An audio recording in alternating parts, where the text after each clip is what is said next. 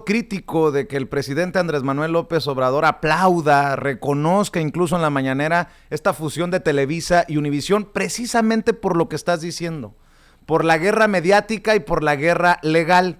Y me preocupa esa posibilidad, esa tentación que pueda tener un monstruo que se forme de manejar el discurso con los mismos de siempre. En Televisa estaba Loret de Mola, en Televisa está Riva Palacio, en Televisa opina Aguilar Camín y Leo Zuckerman, en Univisión está Enrique Acevedo, que trabaja ya también en Latinus de Loret de Mola, está Jorge Ramos, y dices tú, híjole, tengo mis reservas.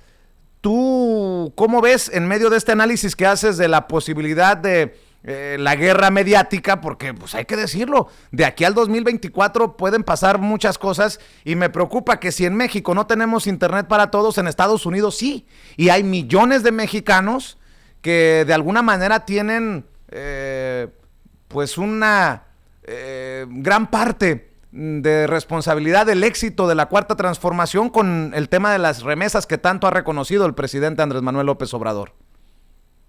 Sí, claro, mira, sin lugar a dudas, la principal herramienta de los sectores conservadores en los tiempos recientes, en las últimas décadas, han sido los operativos psicológicos y mediáticos de desestabilización. En eso han fundado, digamos, sus grandes golpes. Y está clarísimo, si tú revisas, por ejemplo, qué ocurrió en América del Sur, vas a ver que en todos hubo una oleada de gobiernos progresistas y hubo un periodo en el que los echaron abajo todos, ¿no? ¿Cuál fue la herramienta mediante la cual los echaron abajo? Fueron básicamente guerras mediáticas, ¿no? Entonces fue una guerra mediática la que lanzaron contra Rafael Correa y la que lo tiene acorralado, y fue una guerra mediática la que ayudó a Lazo a triunfar en estas elecciones. Fue una guerra mediática, sin lugar a dudas, la que se lanzó contra Cristina Kirchner, ¿no? Que fue una cosa impresionante, porque la acusaron, ¿no? A partir de unos videos que ni se sabía de dónde venían.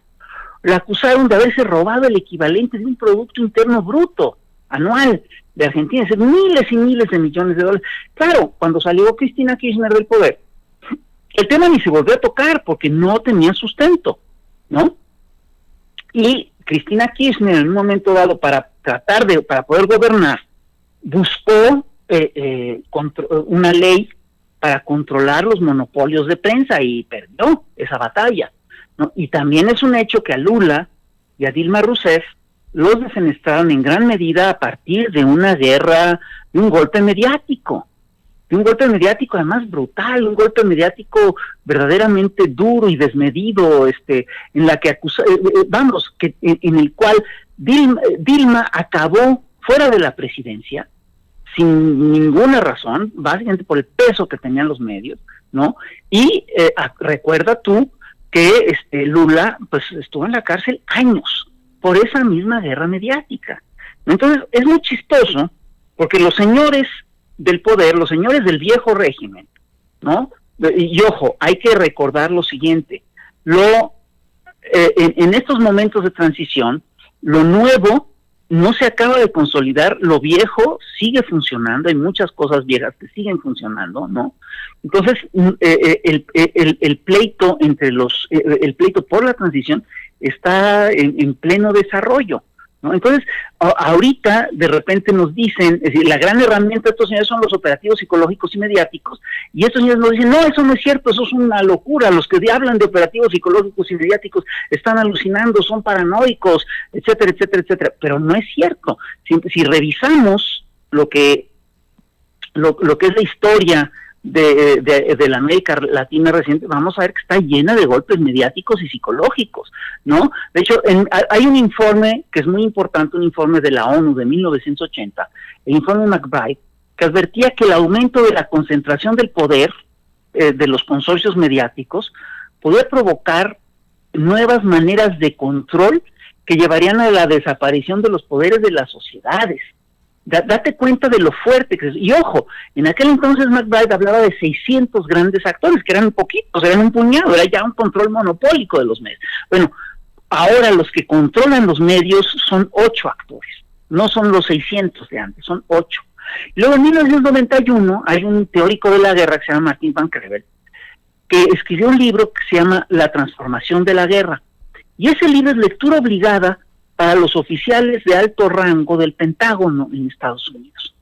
Y ese libro, el de la transformación de la guerra, plantea que las guerras convencionales de los grandes ejércitos ya no van a ser posibles en el futuro, y que la población va a poder ser controlada mediante una guerra que manejará una suerte de mezcla de propaganda y terror. Y eso es lo que hemos estado viendo. Es decir, ya en esta estrategia de guerra de propaganda y terror, vimos cómo se ensayó en China, vimos cómo fue exitosa contra Shevardnadze en Georgia, cuando Thierry Meyssan, un periodista francés, habla de esta guerra en América del Sur, ¿no? En un artículo que se llama Perfecting the Method of Color Revolutions, ¿no? Y él ahí dice que todo eso está basado en unas tesis de Gene Sharp, etcétera, etcétera, etcétera. Hay efectivamente una carta de Howard Zinn y Noam Chomsky en la que dicen que no se le puede acusar a Gene Sharp de trabajar para la CIA. Y sin embargo, tú revisas los planteamientos de la CIA, las estrategias de la CIA, te das cuenta que si Gene Sharp no trabajó para ellos, la CIA sí tomó lecciones de lo que decía Gene Sharp para aplicar toda una serie de estrategias. Quien la acaba de descifrar más o menos estas estrategias, ¿no? Son los presidentes que fueron víctimas de esta estrategia, concretamente Correa, concretamente Hugo Chávez, y ellos hablan de esta estrategia de golpes blandos. Y el tema de los golpes blandos ha sido comentado por cantidad de artículos periodistas, por cantidad de actores políticos, por filósofos serios como Fernando Buenabad, etcétera, etcétera, etcétera. Y deja tú, nosotros, los ciudadanos comunes y corrientes, vemos todo el tiempo cómo se desarrollan estos golpes blandos. Digo, sin lugar a dudas, fue una estrategia de golpe blando la campaña de 2006 que acusaba a López Obrador de ser un peligro para México. Y sin lugar a dudas, es una operación psicológica y mediática, la Operación Berlín, que se desnudó hace poco. Mira, en el 2 de octubre del 2016 hubo un referéndum en Colombia que fue muy importante, que fue histórico, es un referéndum por la paz. Y contra lo que todos hubiéramos supuesto, resulta que ganó el no por la paz, el no a la paz, es una cosa increíble. Y resulta que los que llevaron la campaña del no, hay un señor que se llama Juan Carlos Vélez, le contó al diario La República cómo habían manipulado a los votantes y elogió la rentabilidad de su campaña. Y él contó que fueron los estrategas de Brasil y de Panamá que les dijeron cómo manejar a la opinión pública. Y mira, estas estrategias rara vez se conocen, porque a la gente, es decir, si tú vas a conocer, si tú les dices a la gente que la están manipulando y le dices cómo la están manipulando, la gente se puede defender. Si no se los dices, pues sí los puedes engañar. Pues por eso están rechazando constantemente que puedan existir ese tipo de maniobras o de estrategias de desinformación. Y perdóname, esas estrategias de desinformación aquí están, las estamos viendo todos los días.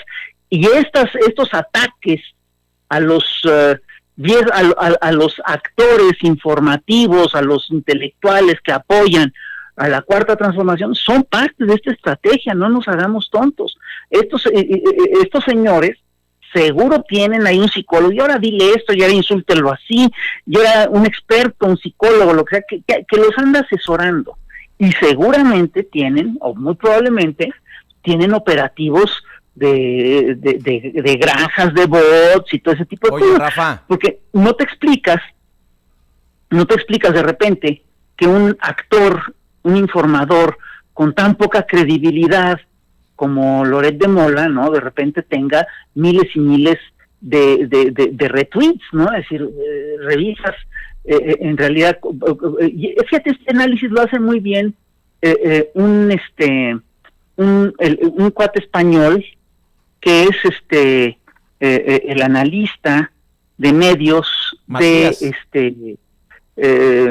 Julián Macías, no sé si lo ubicas, sí, claro. Es el analista de Podemos. Entonces él dice, a ver, hay una cosa rara, cuando él, cuando, por ejemplo, López Dóriga hace un tuit de cualquier cosa, de un tema banal, pues tiene 20 retweets y cuando mucho 50 likes, algo así.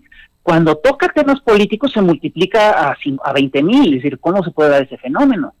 Oye, Rafael, y ya que estás hablando de esto,